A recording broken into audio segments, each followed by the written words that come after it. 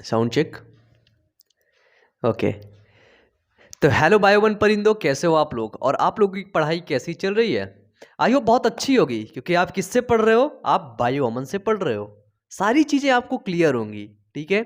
आपको पता है कि हम लोग पढ़ रहे थे जैव प्रौद्योगिकी। क्लास 12th वाले जो मेरे परिंदे हैं वो पढ़ रहे थे जैव प्रौद्योगिकी, बायोटेक्नोलॉजी एंड इट्स एप्लीकेशन।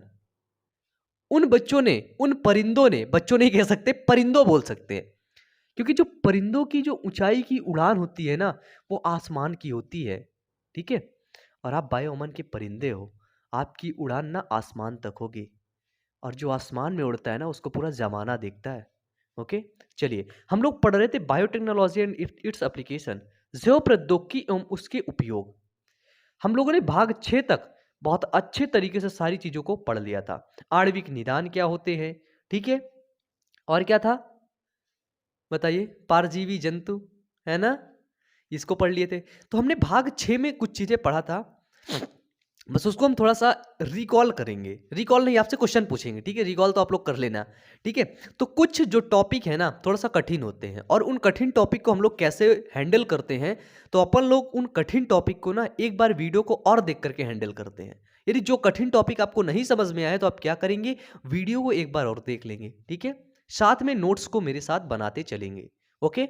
चलिए, हम लोगों ने भाग 6 में, ये भाग 7 है, भाग 6 में हम लोगों ने पढ़ा था एलिसा के बारे में। ऐसा कुछ पढ़ाया था क्या आपको? ALISA, Elisa. PCR करके कुछ पढ़ाया था क्या, है ना?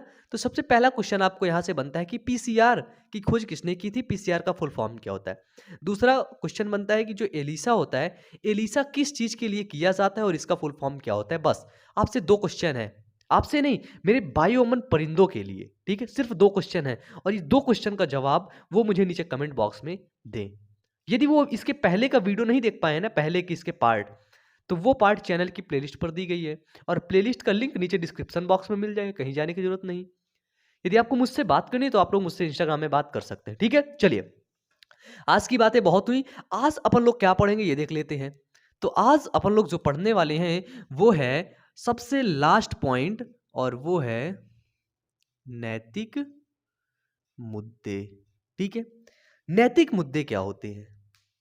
नैतिक मुद्दे ये होते हैं कि जैसे, ठीक है, नैतिक मुद्दे जैव प्रौद्योगिकी में क्या होते हैं, जैसे ये है हमारी पृथ्वी, ठीक है। तो क्या ये बताइए, क्या इस पृथ्वी में, ये जो अर्थ है, क्या इस पृथ्वी में मानवों का ही बस अधिकार है? बताइए। बिल्कुल गलत, मानवों का नहीं है। फिर किसका है? इस पृथ्वी में जीवों का भी अधिकार है, और जंतुओं का भी अधिकार है, और पेड़ पौधों का भी अधिकार है ना, पेड़ पौधों का भी अधिकार है। अब हमें ये बताइए, जो जैव प्रौद्योगिकी है, जैव प्रौद्योगिकी का मेन कारण क्या होता है? जैव प्रौद्योगिकी का मेन कारण होता है कि जैव प्रौद्योगिकी का उपयोग आप तभी करेंगे जब मानव कल्याण में कुछ अच्छा करेंगे, ठीक है। मानव कल्याण के लिए जैव प्रौद्योगिकी का उपयोग किया जाता है। अब आप हमें ये बताइए कि जब हमें पता है कि जैव प्रौद्योगिकी का उपयोग कहाँ पर किया जाता है, जैव प्रौद्योगिकी का उपयोग मानव कल्याण के लिए किया जाता है, बिल्कुल सही। तो भैया ये बताइए, ये कोरोना वायरस कहाँ से बन गया? हाँ, कोरोना वायरस कहाँ से बन गया? ये तो मानव कल्याण में इसका उपयोग किया जा रहा था। जो कोरोना वायरस था, क्या कोरोना वायरस का जो उपयोग, बताएंगे आप लोग, मुझे बताएंगे कि क्या कोरोना वायरस का उपयोग मानव कल्याण में किया जा रहा था? नहीं किया जा रहा था। तो भैया अगर अगर इसमें कोई प्रतिबंध नहीं लगाया गया, तो कुछ दिन बाद क्या देखा जाएगा कि जैव प्रौद्योगिकी का गलत उपयोग किया जाएगा, ठीक है। क्या किया जाएगा? गलत उपयोग किया जाएगा। अब हमें पता है, इसके पहले के वीडियो में हमने देखा था कि जो परजीवी जंतु होते हैं, तो उनमें क्या होता है, जंतु अपना बलिदान देते हैं भैया, ठीक है। सपोज दैट कोई एक वैक्सीन बनती है, क्या बनती है? वैक्सीन बनती है। वैक्सीन का टेस्ट करने के लिए किस पर टेस्ट करते हैं? वो करते हैं किसी जीव पर, करते हैं किसी जंतु पर करते हैं, और वो जीव लगभग में होता है हमारा चूहा, फिर बंदर। तो इन सब पर इनका क्या करते हैं, इनका सब पर इनको टेस्ट करते हैं। अब भैया ये बताओ, यदि तुम लगातार चूहे पर टेस्ट करते रहोगे, करते रहोगे, करते रहोगे, एक टाइम आएगा कि चूहे की प्रजाति पृथ्वी से खत्म हो जाएगी। यदि तुम लगातार बंदर पर टेस्ट करते रहोगे तो एक ऐसा वक्त आएगा कि बंदर की जो प्रजाति है उस पृथ्वी से खत्म हो जाएगी। हैं? तो इसको कंट्रोल कौन करेगा? इसको नियंत्रण कौन करेगा? अब ऐसा है, सपोज दैट समझना कि जो ये तुम्हारी वैक्सीन है ना, ये क्या है? ये फेक है, ये गलत है, लेकिन तुम्हें लग रहा है ये सही है। तुम लगातार टेस्ट करते गए, तुम 1000 चूहों को मार दिए, तो भैया इसका गलत इंपैक्ट पड़ रहा है ना। यही है नैतिक मुद्दे, ठीक है, यही पढ़ते हैं नैतिक मुद्दे में। और जैसे क्या होगा, जैसे अब आ जाओ जैव विविधता में, ठीक है, जैविक खेती में आ जाओ। हमने जैसे एनसीईआरटी में आपका दे रखा है धान के बारे में, ठीक है, ठीक है, धान के बारे में कि जो इंडिया में जो धान था, ठीक है, बासमती, ठीक है, तो यहाँ पे क्या होता है, अब देखिए एक सेकेंड ना, बस धान के बारे में अभी हम लोग बाद में बात करेंगे। सबसे पहले यहाँ पे ये देखते हैं हम अपन लोग कि चलो ठीक है, हमने माना कि भैया चूहे में प्रयोग करेंगे तो गलत बात है, लेकिन कोई वैज्ञानिक रहते हैं जैव प्रौद्योगिकी का उपयोग करते गलत मतलब दूसरे में कर देते हैं और उनको काफ़ी नुकसान पहुंच जाता है। और जब उनको जैसे बताइए चूहे में नुकसान पहुंच रहा है, तो चूहे को जो खाने वाले जो जानवर हैं, जो खाद्य श्रृंखला में चूहे को खा करके जिंदा रहते, वो जानवर जिंदा रहेंगे? नहीं जिंदा रहेंगे। इससे क्या होगा? इससे आपका पारिस्थितिकी तंत्र भी गड़बड़ हो जाएगा। तो भैया इस पर लगा दिया गया प्रतिबंध। और वो प्रतिबंध कौन लगाता है? तो प्रतिबंध लगाता है GEAC, ठीक है, कौन प्रतिबंध लगाता है? GEAC, genetic engineering approved committee, ठीक है, जेनेटिक इंजीनियरिंग अप्रूवल कमेटी, ठीक है, genetic engineering approval committee, genetic engineering approval committee. ये कमेटी क्या करती है? यदि आप बताएंगे कि भैया ये मेरा प्रोजेक्ट है, ठीक है, कि अपन ने एक वैक्सीन बनाया है और हमें लगता है कि ये कोरोना की वैक्सीन है, तो हम इसको टेस्ट कर लेते हैं। तो जो GEAC है ना, इससे नीट का क्वेश्चन बना, इसका फुल फॉर्म पूछा जाता है, ठीक है, याद रखना। GEAC है ना, उस कमेटी में जितने लोग बैठे होंगे, उस कमेटी में जितने भी लोग बैठे रहेंगे, वो लोग आकर के चेक करेंगे, ठीक है, वो लोग आकर के चेक करेंगे कि आखिरकार इसका जो अच्छा है ना, ये जिस जीव पर प्रयोग करेगा ठीक ठाक है ना, इसकी भावना ठीक है ना, कि आपकी भावना गलत है, आपको दे दिया गया, आप कोरोना वायरस बनाने जा रहे हैं, आपको दे दिया गया, जा भैया तू बना ले, जा जा जा जा तू बना बना बना। ऐसे नहीं होता। तो क्या लगा दिया गया? इसमें लगा दिया गया GEAC, genetic engineering approved committee. यदि आप अब जैव प्रौद्योगिकी में कुछ भी काम करेंगे तो आपको अप्रूवल लेना पड़ेगा, ठीक है, इस कमेटी से आपको अप्रूवल लेना पड़ेगा और उसको सारा कुछ बताना पड़ेगा कि देखिए हम ऐसे ऐसा प्रोजेक्ट करने वाले हैं, ऐसा ऐसा करके हम ऐसा कुछ मेडिसिन बनाएंगे, ये बनाएंगे, वो बनाएंगे, कुछ भी जो भी आप बनाना चाहते हैं, ठीक है, उसके लिए ये करना पड़ेगा। पहले क्या होता था? पहले कोई अप्रूव्ड नहीं, आप प्रयोग करना चाहते हैं, आप शेर पर उपयोग करना चाहते, कर लिए, 10-20 शेर मर गए हैं, क्या फर्क पड़ता है? तुमको तो कोई फर्क नहीं पड़ा। पारिस्थितिकी तंत्र खराब हो गया है, तुमने हाथी पर प्रयोग कर लिया, 15-20 हाथी मार डाले। तो इसके लिए भैया ये प्रतिबंध लगा दिया कौन? GEAC ने, जेनेटिक इंजीनियरिंग अप्रूवल कमेटी। अब आ गया जब जेनेटिक इंजीनियरिंग अप्रूवल कमेटी, तो ये क्या करता है? ये जो भी आप प्रयोग करने जा रहे हो किसी भी जीव पर, है ना, कुछ भी प्रयोग है आपका, तो आप पहले बताइए।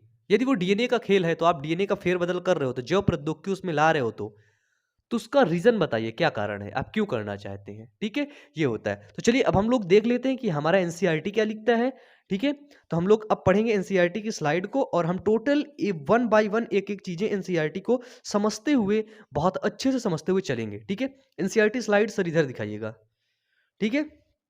चलिए NCERT स्लाइड है आपकी नैतिक मुद्दे। नैतिक मुद्दे में आपका NCERT क्या कहता है? देखो, अब तुम लोग बोलते हो कि सर आप NCERT पढ़ाते हो, ये है वो है, तो देखो NCERT से ना तुम लोगों का फ्यूचर है, क्योंकि आगे चल के ना तुम लोगों को NCERT ही पढ़ना होगा, ठीक है। NCERT अगर एक एक लाइन टू लाइन समझ गए ना, तो जिंदगी में बहुत आगे तक जाओगे, ठीक है। शुक्रिया अदा करो बायोमन भैया का, जो तुम लोगों को NCERT पढ़ा रहा है। और टीचर्स NCERT नहीं पढ़ाते, बोलते हैं पता है क्या बोलते हैं? बोलते अरे NCERT कुछ नहीं होता, जो मैं पढ़ा रहा हूँ उतना पढ़ो, है ना। लेकिन अपन जानते हैं NCERT का क्या महत्व होता है, बहुत अच्छे तरीके से हम जानते हैं, ठीक है। चलिए नैतिक मुद्दे में आपका NCERT क्या बोलता है कि मानव जाति द्वारा अन्य जीवधारियों के हितासन, इसमें दिखा है माजव, ठीक है, तो ये माजव नहीं है, मानव है, ठीक है। अन्य जीवधारियों का हितासन विनिमयों के और अधिक नहीं किया जा सकता है, ठीक है। जो मानव जाति है और उनके साथ कोई अन्य जीवधारी है ना, उनके विनिमयों को ना और अधिक नहीं किया जा सकता है, या आप उन पर अत्याचार करते रहो, आप उन पर प्रयोग करते रहो, ठीक है। सभी मानवीय क्रियाकलापों के लिए जो जीवधारियों के लिए असुरक्षात्मक या सहयोग हो, उनमें आचरण की परख के लिए कुछ नैतिक मानदंडों की आवश्यकता होती है, ठीक है। कुछ नैतिक मानदंड उसमें लगाए जाते, कौन लगाता है? जीएसी, ठीक है। उन्हें रोका जाता है, उनको टोका जाता है, यदि वो ऐसा कर लेता है तो उसको उसके ऊपर कानूनी कार्रवाई होती है, ठीक है। फिर आता है नेक्स्ट लाइन, क्या करता है देखिएगा कि ऐसे मुद्दों में नैतिकता से इनमें जैव वैज्ञानिक महत्व भी है, ठीक है। इसको करने के लिए कौन करते हैं? जैव वैज्ञानिक करते हैं, और जैव वैज्ञानिक का बहुत ज्यादा महत्व है। कुछ करेंगे, फेरबदल करेंगे, तभी कुछ रिसर्च कर पाएंगे, ठीक है। अब देखिए क्या लिखता है एनसीईआरटी कि जीवों के आनुवांशिक रूपांतरण के तब अप्रत्याशित परिणाम निकल सकते हैं जब ऐसे जीव का पारिस्थितिकी तंत्र में सन्निविष्ट कराया जाए, ठीक है। उसके खराब परिमाण, ठीक है, तभी निकल सकते हैं जब उसका पारिस्थितिकी तंत्र से लेवल उसका हटता है, तभी पता चलता है क्या दिक्कत हो गई, ठीक है। नेक्स्ट आता है कि इसीलिए भारत सरकार ने ऐसे संगठन को स्थापित किया। सपोज दैट आपने चूहे की पूरी प्रजाति को नष्ट कर दिया, अब क्या होगा? पारिस्थितिकी तंत्र को तुमने खराब कर दिया, अब क्या होगा? तो इसके लिए क्या होगा? अब भारत सरकार आ गई, सभी देश की सरकार, ठीक है। इसीलिए भारत सरकार ने ऐसे संगठन को स्थापित किया। कैसे संगठन को स्थापित किया? जो संगठन इन पर प्रतिबंध लगा सकें, जो संगठन इन पर रोक लगा सकें, ठीक है। वो संगठन किस पर रोक लगा सकें? वो रोक लगा सकें जीएम पर। इसमें जीएम पर, जीएम मतलब जेनेटिकली मॉडिफाइड, ठीक है। क्या होता है? Genetically modified research. जो जेनेटिक मॉडिफाई करके कोई रिसर्च की जाती है उस पर रोक लगाया जा सके, ये लाइन बोलती है।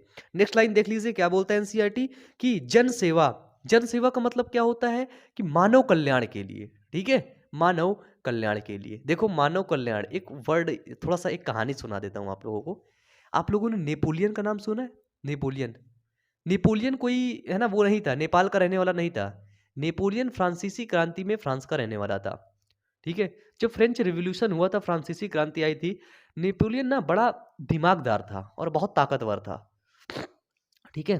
दिमाग से काम लेता था, बुद्धिमान था, ठीक है। तो देखो वो क्या करता है, इटली से युद्ध होता है तो वो जाता है वहां पर सेनापति बनकर, और वो युद्ध जीत करके आता है ना। ऑस्ट्रिया, इटली ऑस्ट्रिया से लड़ाई कर रहा था, तो फ्रांस जाता है ऑस्ट्रिया के लिए लड़ाई करने, ठीक है। तो जब नेपोलियन वहां से लौट के आता है तो काफी लोकप्रियता हासिल कर लेता है, अपार लोकप्रियता, लोग उसे किंग बोलते हैं, हीरो बोलते हैं। तो नेपोलियन को एक सपना था कि मुझे रिक्स भरे काम करना है, रिक्स भरे काम। उसको मिलता है एक अल्पास पर्वत, याद रखना अल्पास पर्वत। अल्पास पर्वत पर आज तक कोई भी नहीं गया था, लेकिन नेपोलियन का मतलब वो था कि मैं अल्पास पर्वत की श्रृंखला पर जाऊंगा। नेपोलियन पूरी सेना को लेकर के पहुंच गया अल्पास पर्वत, ठीक है। अल्पास पर्वत के पहले उसको एक दादी माँ मिलती हैं, वो मिलती है, बोलती है तू कौन है? वो बोलता है दादी माँ मैं नेपोलियन हूँ। तू कहाँ जा रहा है? बोलता है मैं अल्पास पर्वत पे जा रहा हूँ। दादी माँ बोलती है अरे पागल हो गया है तू, बुढ़ा हो गया है। नेपोलियन बोलता है क्या हुआ दादी माँ? अल्पास पर्वत पर जो गया वो मर के आया है, तू मत जा। नेपोलियन बोलता है दादी माँ मुझे ना रिक्स भरे काम करना बहुत पसंद है। तुरंत वो बोलता है दादी माँ को, है ना, गले से एक माला उतारता है और उसको दादी माँ को उड़ा देता है। बोलता है दादी माँ लीजिए, मैं इस अल्पास पर्वत को लांग करके वापस आऊंगा और आप ही जय जयकार करेंगी। और जब मैं जिस दिन वापस आऊंगा ना, उस दिन आप पूरे नगर को बताएंगी कि नेपोलियन अल्पास पर्वत लेकर के आ गया। अब भैया देखो क्या था, दिक्कत कुछ नहीं थी, नेपोलियन तैयार था, सेना भी तैयार होनी चाहिए। तो देखो सेना को वो किस तरह मोटिवेट किया, ठीक है। नेपोलियन से सीखने को मिलता है कि यदि आप टीम के मेंबर को, जिस टीम पर आप काम कर रहे हैं, उस टीम के मेंबर को आप सही तरीके से मोटिवेट करेंगे ना, तो वो टीम आपको बहुत आगे तक ले जा सकती है। नेपोलियन अकेले अल्पास पर्वत पर नहीं जा सकता था, लेकिन उसने अपनी टीम को मोटिवेट किया। उससे पूछा, टीम ने बोला मैं नहीं जा, हम लोग नहीं जा रहे, सैनिक बोले हम नहीं जा रहे। नेपोलियन पूछता है देखो बच्चों, आपने किसी ने अल्पास पर्वत देखा है? टीम भैया देखी नहीं थी, सैनिक लोग देखे नहीं थे, बोले नहीं देखा। बोले देखो जब अल्पास पर्वत दिखेगा ना, तब मैं तुम्हें बता दूंगा कि ये अल्पास है। चढ़ना तो चढ़ना ठीक है, ना मानो तो लौट जाना। सेना तैयार। ये होता है दिमाग, उसने वो दिमाग लगाया, चढ़ा ले गया। अल्पास पर्वत दिखा, सेना पूछी नेपोलियन यही अल्पास है? नेपोलियन बोलता है नहीं चाचा, इसके आगे वाला अल्पास है, जबकि वही अल्पास था। ऊपर चढ़ा ले गया, फिर वहां बताता है यही अल्पास है। सेना शौक रह गई, यार हम लोग अल्पास चढ़ाए, वो भी जिंदा है। फिर वापस लौट के गए, है ना, इस तरह होता है। तो देखो जिंदगी में ना दिमाग से काम लो, हमेशा तुम लोग बता रहा हूँ दिमाग से काम लो, ठीक है। ये कहानी यही थोड़ा सा जनप्रियता के मामले में सुना है, जन सेवा, ठीक है। नेपोलियन एक जन सेवा ही था, जन सेवक ही था, कि लोगों को सेवा करता था, लेकिन बाद में कुछ उसने गलत काम किए जिसकी वजह से उसको सत्ता से हटना पड़ा, ठीक है। तो देखिए जन सेवा क्या है, जैसा कि आहार एवं चिकित्सा स्रोतों, जन सेवा का मतलब क्या होता है कि मानव कल्याण के लिए, जैसा कि आहार खाने के लिए या फिर चिकित्सा स्रोतों में जीवों के रूपांतरण उपयोगिता, जो इनके जीवों के लिए अनुमति एकस्व की समस्याएं उत्पन्न हुई हैं, ठीक है। एकस्व का मतलब क्या होता है? एकस्व का मतलब होता है पेटेंट। पेटेंट का मतलब होता है किसी चीज को अपने नाम करवा लेना, और फिर जो व्यक्ति उस चीज को यूज करेगा वो आपको पैसे देगा, वो आपको टैक्स देगा, ठीक है। बिना टैक्स दिए बिना पैसे दिए वो आपको यूज नहीं कर सकता, वो पेटेंट करवा लेना, एकस्व करवा लेना, ठीक है। नेक्स्ट लाइन में एकस्व का जिक्र दिया गया है, ठीक है। जैसे लिखिए जनमानस के, ये लाइन देखिएगा, जनमानस जनमानस में इस बात को लेकर आक्रोश है कि कुछ कंपनियां आनुवांशिक पदार्थ, पौधे व अन्य जैविक संसाधनों का उपयोग कर बनने वाले उत्पाद व तकनीक के लिए एकस्व पेटेंट प्राप्त कर रहे हैं। यानी कि कोई प्रोडक्ट है हमारे देश का, ठीक है, उस पर उन्होंने पेटेंट करवा लिया, है ना, किसी दूसरे देश ने उस पर पेटेंट करवा लिया। अब पेटेंट क्या हो गया? अब वो पेटेंट हो गया तो किसी भी देश में बेच सकता है उस चीज को, और उसके बदले वो अच्छा खासा पैसा ले सकता है ना। तो पेटेंट करवा ली, तो इस पर जन आक्रोश है कि भैया हमारे देश का तू क्यों ले गया है, तू अपने देश का पेटेंट करवा। अब जैसे हमारे देश की कोई गालियां हैं, ठीक है, कोई गाली है, तुम लोग बताओ कोई गाली, गाली तो बहुत देते हो गए हैं, चलो ठीक है कोई बात नहीं, है ना, ये सब वो है, दो दो कोई बात नहीं, है ना, लेकिन इतना ज्यादा नहीं देते गाली वगैरह, सब गलत बात होती है। ठीक है, जैसे कोई गाली है यहाँ पे तुम लोग दे रहे हो, और अमेरिकन कंपनी आई देखी, अरे ये तो गाली दे रहा है, उस गाली को वो लिख ली, फिर गई अमेरिका में उसको पेटेंट करवा ली, वहां पे बोलती है ये गाली मेरी है। अब दोबारा से तुम उस गाली को दे रहे हो, तुमको टैक्स लग रहा है, अमेरिकन कंपनी वहां से टैक्स झेल दे रही, तुरंत मार दे रही मुक्का, ये लो शा शा शा टैक्स दो, तुमने गाली दिया, हमारी गाली दिया। ये होता है पेटेंट करवाना।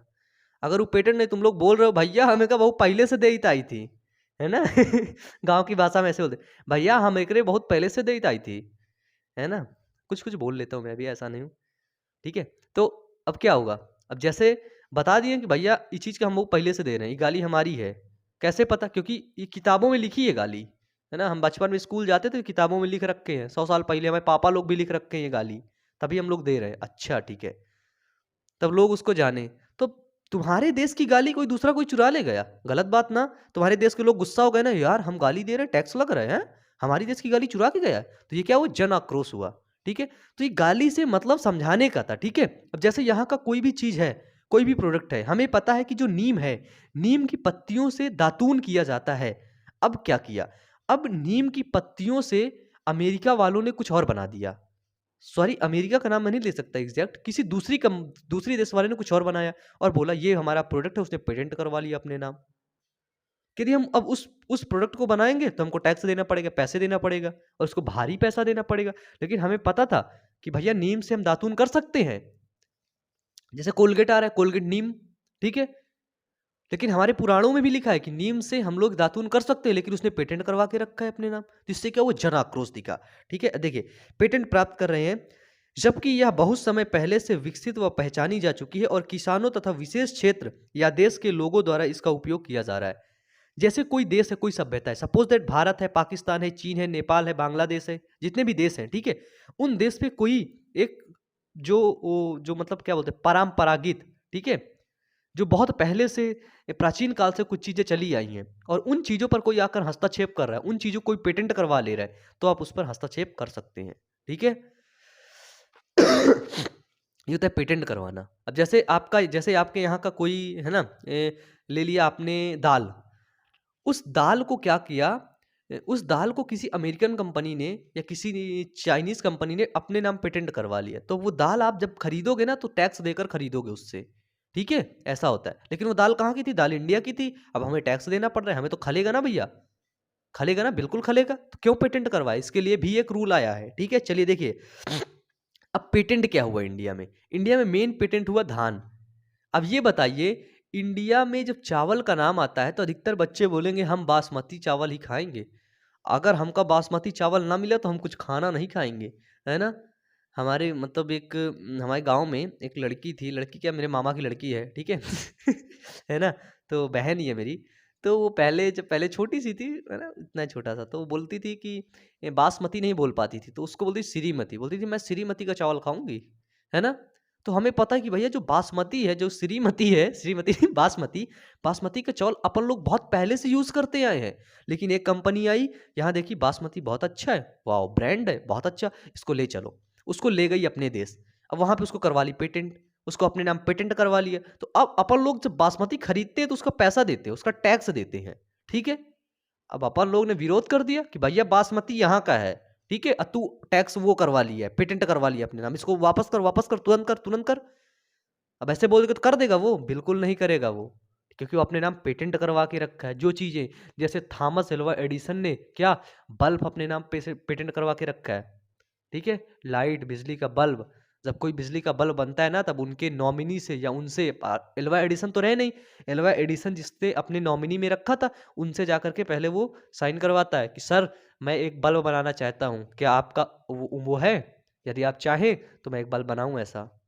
तो उनसे वो भारी पैसा लेते, तब बोलते जाके बना, पैसा भी देना, ऐसा होता है, ठीक है। चलिए, एनसीईआरटी का नेक्स्ट लाइन बोलता है, धान एक महत्वपूर्ण खाद्यान्न है। खाद्यान्न है कि नहीं धान? भैया चावल के बिना नहीं रह सकते अपन लोग ना। मैं सच में बताऊं, मैं अपनी बात हो, चावल बहुत खाता हूं मैं।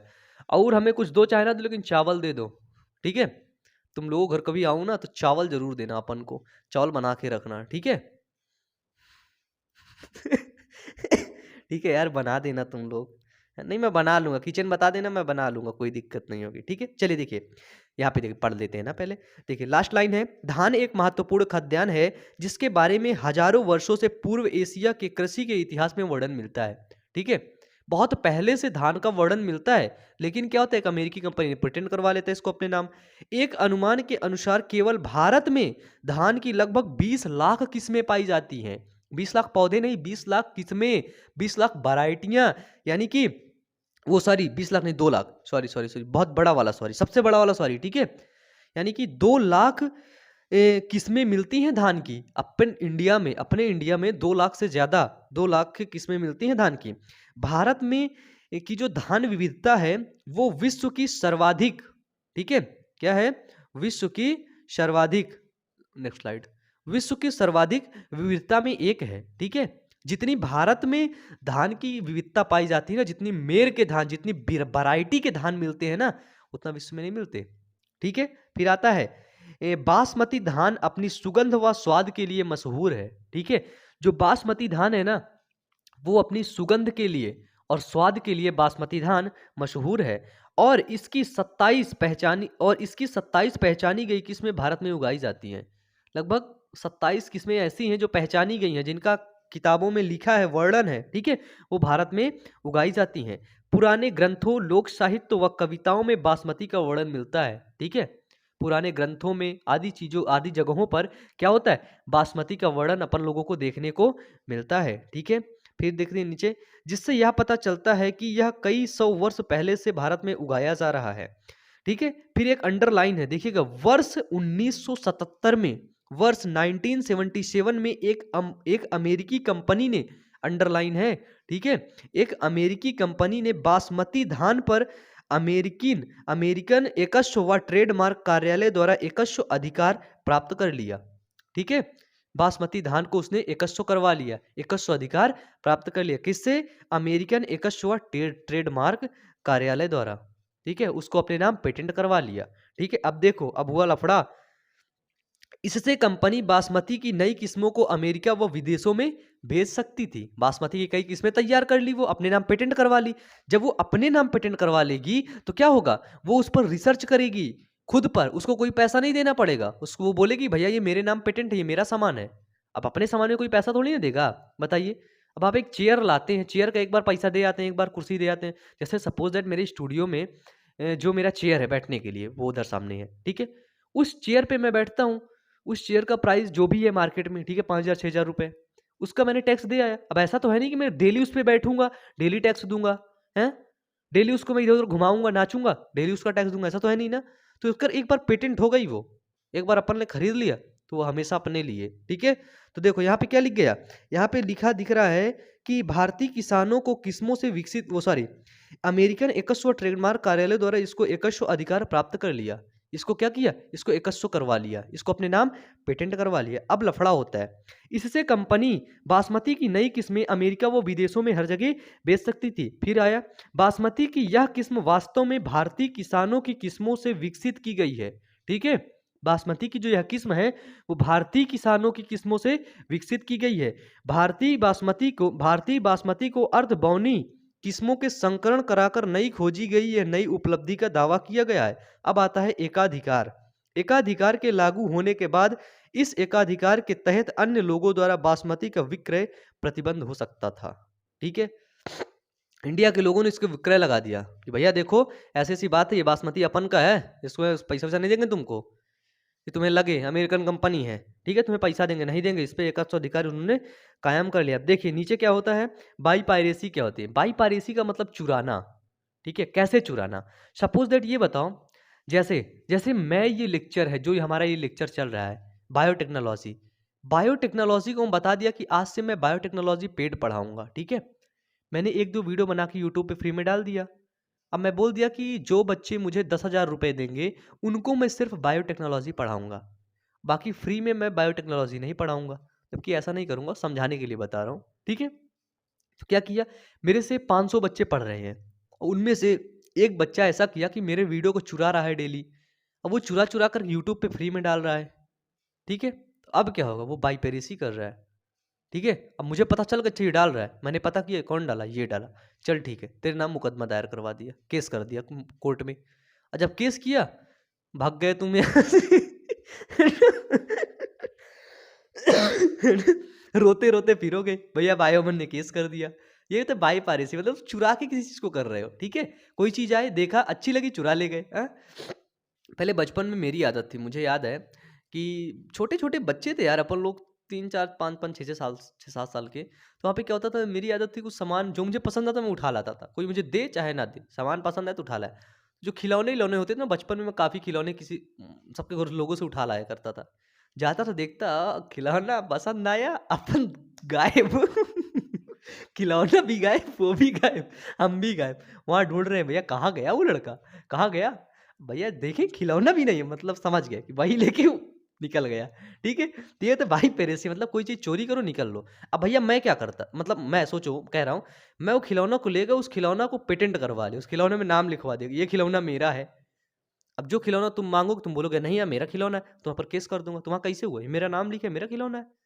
यानी कि कोई आदमी आया, कोई विदेशी आया आपके देश में, देखा अच्छा ठीक है ये ऐसा ऐसा, उसको चोरी कर ले गया अपने देश, वहाँ पेटेंट करवा लिया। तो ये होता है बाई पेरेसी, ठीक है। देखिए लिख के रखा है एनसीईआरटी ने कि मल्टीनेशनल कंपनी व दूसरे संगठन द्वारा किसी राष्ट्र या उससे संबंधित लोगों के बिना व्यवस्थित अनुमोदन व क्षतिपूर्वक भुगतान के जैव संसाधनों का उपयोग करना बाई पेरेसी कहलाता है, ठीक है।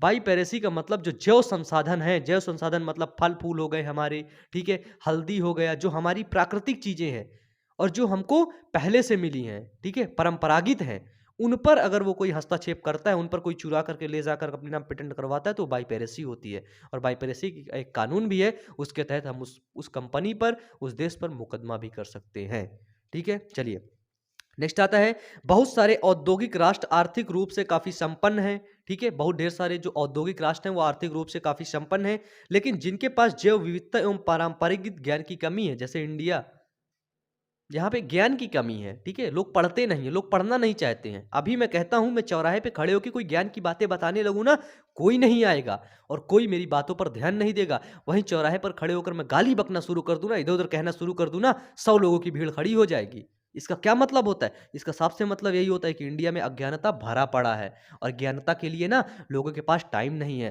तो मैं इसीलिए मैं ये जो हमारा जो रेवोल्यूशन है ना, जो बायोमन का रेवोल्यूशन है ना, वो यही रेवोल्यूशन होना चाहिए कि हर अज्ञान व्यक्ति को हम ज्ञानी करेंगे और बायोमन का हर परिंदा ना ज्ञानी होगा, वो सबको ज्ञान देगा। क्या देगा, ज्ञान देगा, सबको बताएगा, ऐसे नहीं ऐसे करो, ऐसे नहीं ऐसे करो, ठीक है।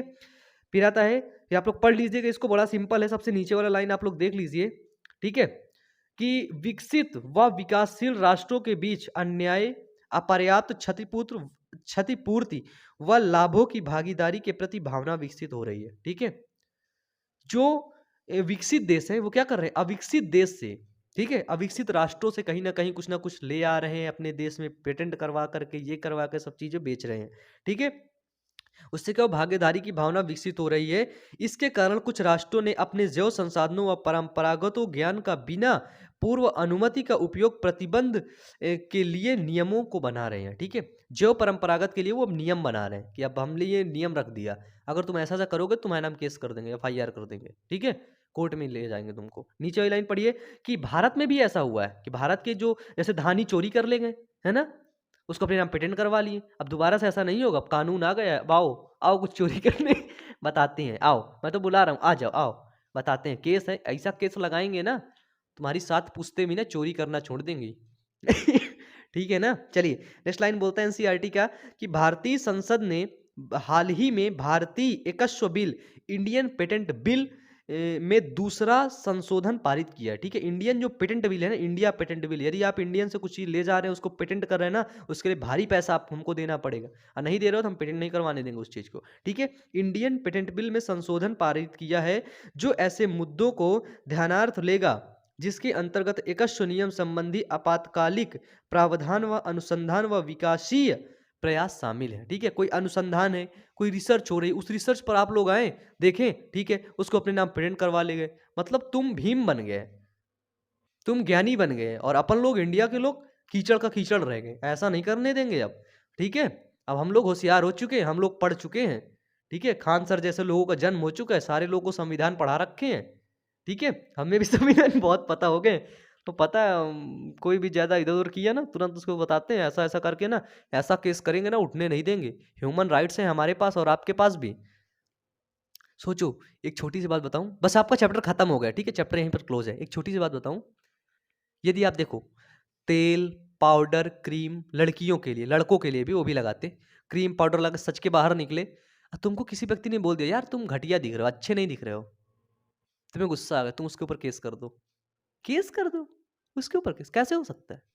भैया हमारे पास ह्यूमन राइट्स है, ह्यूमन राइट्स में साफ साफ लिखा गया है कि यदि आपकी कोई, है ना, दिल को हर्ट कर देता है, बहुत ज़्यादा आपकी बुराई कर देता है, ये कर देता है, वो कर देता है, कोई गलत काम करता है, तो आप उसके ऊपर केस कर सकते हैं। आप उसके ऊपर केस कर दो, मुकदमा लिखा दो, बोल दो किसने मुझे ऐसे ऐसे किया है, बाकायदे आपका सबूत होना चाहिए, है ना, ऐसे नहीं किसी के ऊपर केस कर दो, तुम ही लटके जाओगे। केस कर दिया, ऐसे ऐसे लिखवा दिया, इसके बाद क्या हुआ, मांग कर लिया किससे 1,000 रुपये दिलाओ हमको, हमको गलत बोला, हमने इतना अच्छा क्रीम लगाए थे, इतना अच्छा पुट्टी पिंट विंट लगा के गए थे, हमको गलत बोल दिया, गंदा बोल दिया, तुम अच्छे नहीं दिख रहे हो, हाँ, हमारा अपमान कर दिया, हमारी बेइज्जती कर दी। ऐसे होता है। ठीक है, तो ह्यूमन राइट्स हमारे पास होते हैं, जब हम इन चीज़ों को पढ़ेंगे ना, तब हम जान पाएंगे, इन चीज़ों को समझ पाएंगे। इंडिया में लोग क्या है, आप लोग क्या है, आप लोग पढ़ नहीं रहे हैं सभी चीज़ों को।